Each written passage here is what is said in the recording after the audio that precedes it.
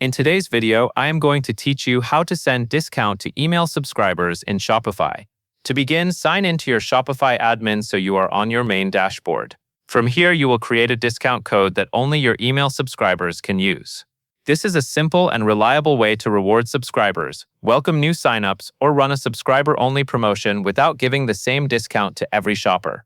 First, go to Discounts in your Shopify admin. This section is where you create and manage all discount offers for your store. Once you are on the Discounts page, click Create Discount. Shopify will now ask you what type of discount you want to make.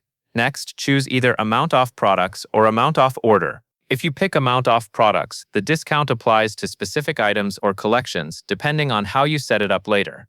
If you pick Amount Off Order, the discount applies to the cart or order total, which is helpful for store-wide promotions.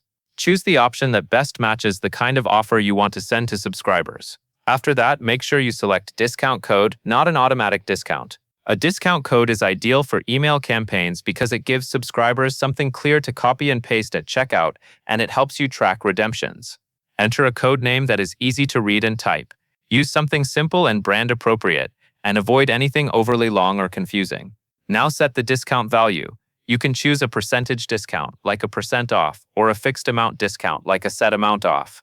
Pick the format that fits your promotion. Percentage discounts feel straightforward, while fixed amounts can be effective when you want a consistent dollar savings. Then under Customer Eligibility, select specific customer segments. From the available segments, choose Email Subscribers. This is the key setting that limits the discount to the customers who are subscribed to your email list, so the offer stays exclusive. Finally, click Save. Your discount code is now created and restricted to your email subscribers, ready to be shared in your next email campaign. And that is all there is to it.